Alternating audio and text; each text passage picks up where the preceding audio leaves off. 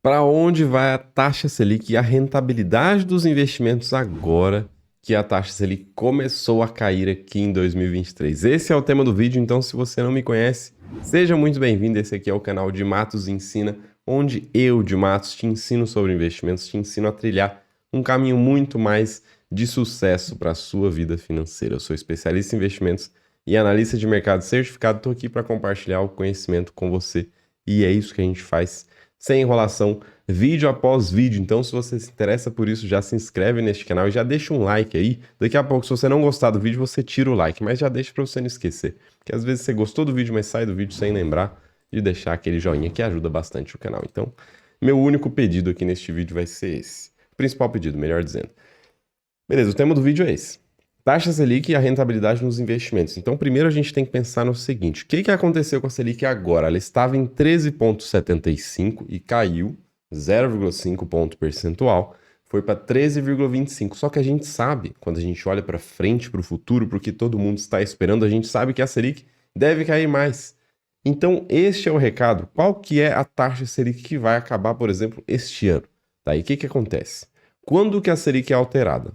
Ela é alterada pelo Banco Central há mais ou menos 45 dias. Passa 45 dias, aí o Banco Central lá, através do Comitê de Política Monetária, pode ir lá e falar: Selic abaixa um pouquinho, Selic aumenta um pouquinho, mas ele não fala assim, ele simplesmente determina. A nova Selic é essa, a nova Selic é essa. E como é que isso impacta a economia? Acontece que essa é a taxa básica de juros.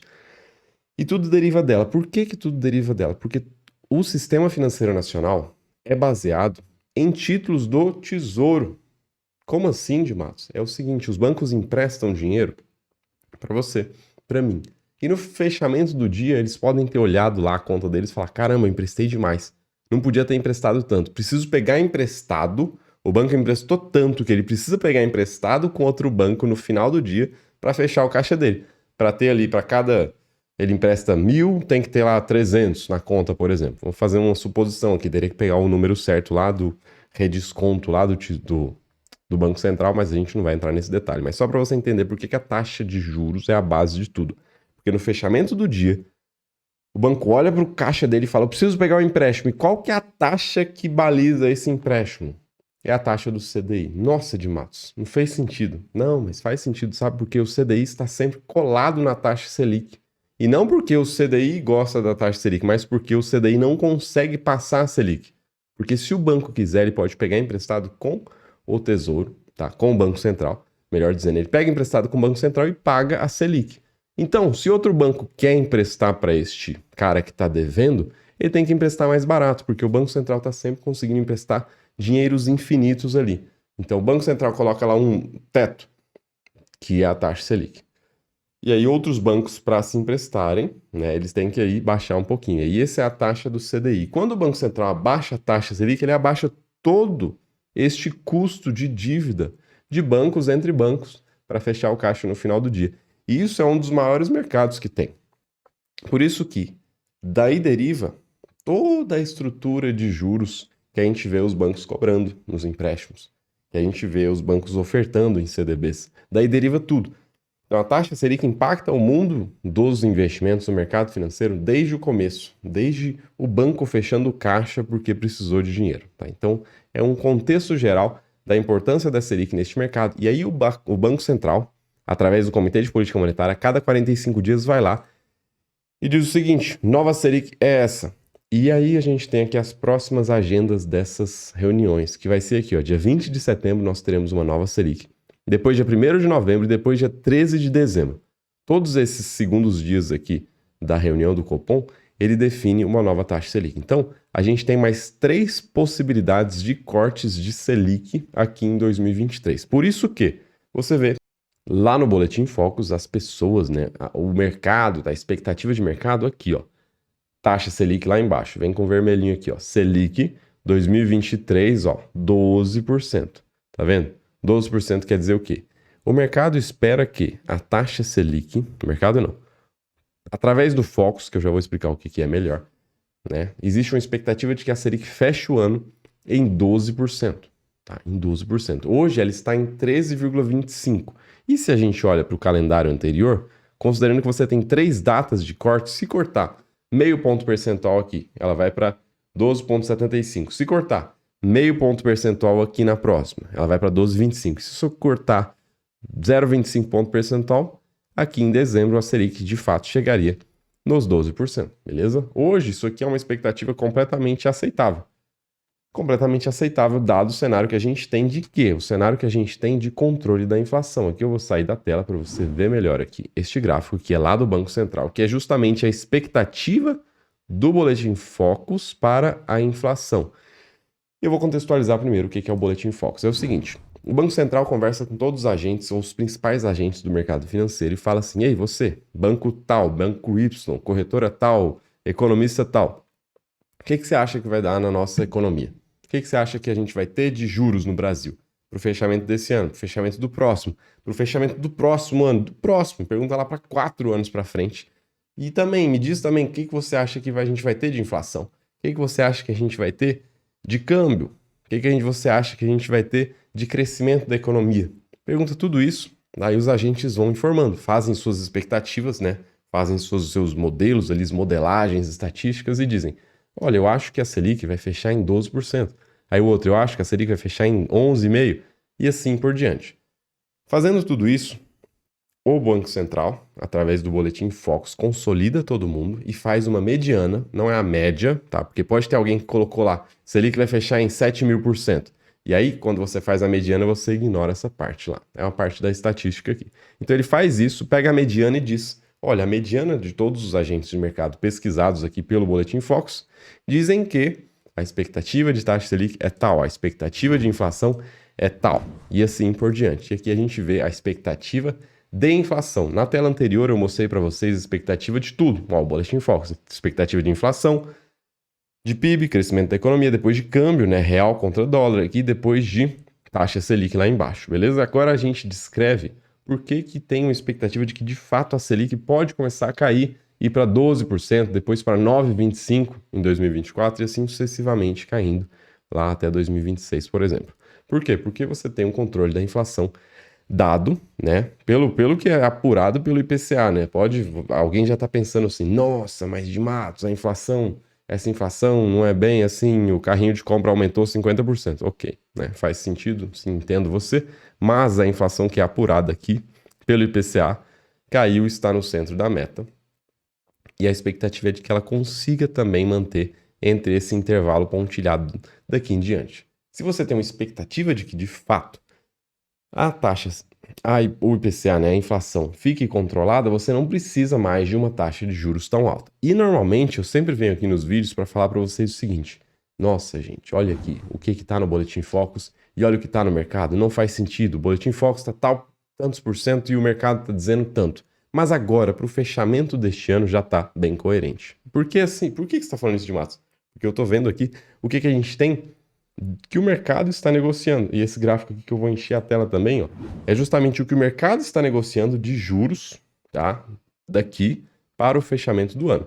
Vou dar um zoom aqui, ó. O preço está assim, ó, DI1F 2024, aí tem lá 12,47, que seria justamente a média da Selic de hoje até a Selic que é esperada para o final do ano, tá? É uma média, assim, ponderada pela quantidade de dias em que ocorrer a nossa Selic de hoje. Eu sei que ficou complicado isso, mas é uma média, tá?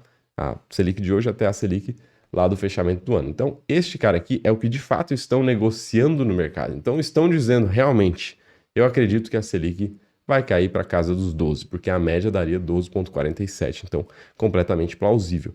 Dito isso, a gente tem de fato uma expectativa de que a Selic possa cair para os 12%. Isso é fato, isso é real. Isso aqui, o mercado está dizendo, isso aqui, o Boletim Focus está dizendo, isso aqui, os títulos estão dizendo, então isso é possível. Agora, beleza, para onde a Selic vai? É o que a gente respondeu agora, que é toda essa expectativa, não é garantia nenhuma que isso aconteça, mas agora a gente responde o que acontece com os investimentos.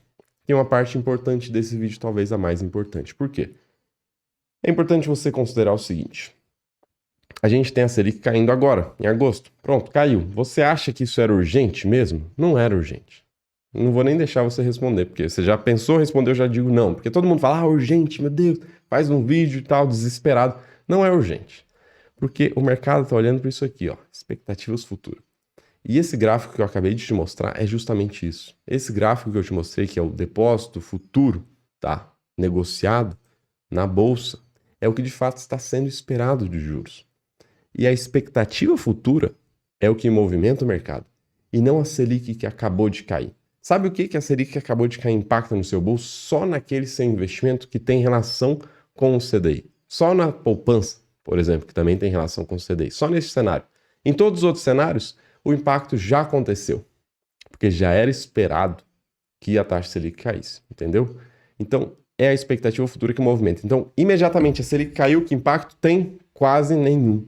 O impacto que tem é quando há uma sinalização de que a Selic pode continuar caindo. O impacto que tem é quando o Copom diz alguma coisa diferente, mas não pelo simples fato de a Selic cair. Porque quando ela cai é porque já está precificada, é porque o mercado já aceita, já consegue absorver essa queda.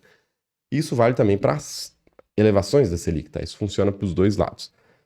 E por isso que eu digo que é expectativas futuras e não a queda de hoje que você tem que se preocupar, beleza? E a gente continua aqui. Então tá, mas de Matos, quais os impactos, então, das expectativas futuras? Então a gente vê o seguinte, quando você tem expectativas de que a Selic vai cair, a gente tem movimentos, sim. A gente vai conversar, por exemplo, movimentos no mercado de ações. Como é que funciona? Como é que a Selic impacta o mercado de ações? Nossa, de Matos, eu não consigo ver isso.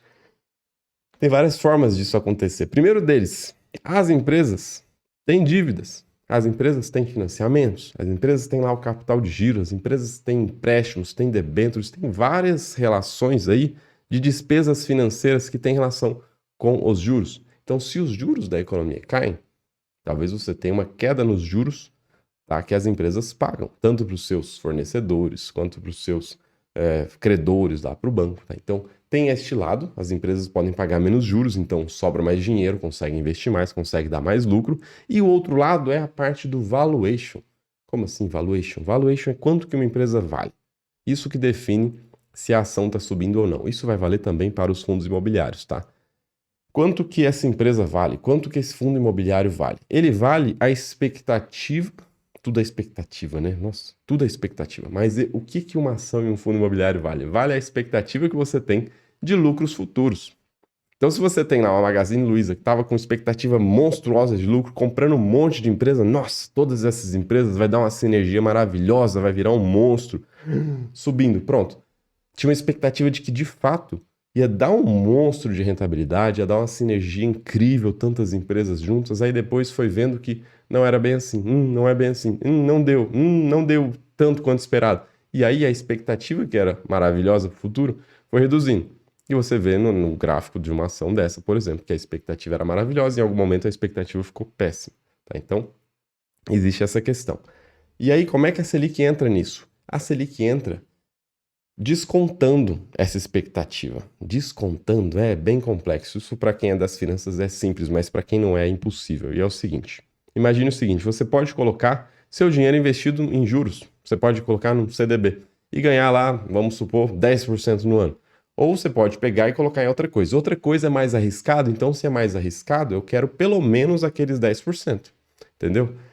Se eu quero pelo menos os 10% e agora eu quero pelo menos 5%, eu vou exigir menos, tá? É o cenário que a Selic era 10%, foi para 5%, por exemplo, né? Agora você exige menos daquele investimento mais arriscado. Vou explicar de outra forma, porque eu sei que ficou não ficou tão claro o que eu falei. Você tinha uma expectativa, você tinha uma esperança, né, de ganhar 10% na renda fixa, né, fazendo nada, só sentado ganhando. Aí você tem, né, você pode comprar uma coisa que é mais arriscada. Se é uma coisa mais arriscado, você quer pelo menos que te pague aqueles 10% da renda fixa, certo? Certo, pelo menos os 10%. Então, a ação tem que custar R$10. Agora, a Selic caiu, foi para 5%. Se a Selic está 5% agora, a sua exigência é menor. Se a sua exigência é menor, acaba que você acaba aceitando pagar um preço maior na ação, porque sua exigência é menor, tá? Porque quanto maior o preço da ação, menos lucro você vai ter, né? Vamos pensar assim de uma forma, a mesma ação, você quer comprar ela a R$10 ou a 20? A 20 você vai ter um lucro proporcionalmente menor do que se você comprar ela a 10. Né? Claro que esse cenário não existe, você não tem essa opção de comprar uma a 10 ou a 20, mas só para você entender. Se existisse essa possibilidade, você quer comprar a ação o mais barato possível para você ter o maior lucro possível.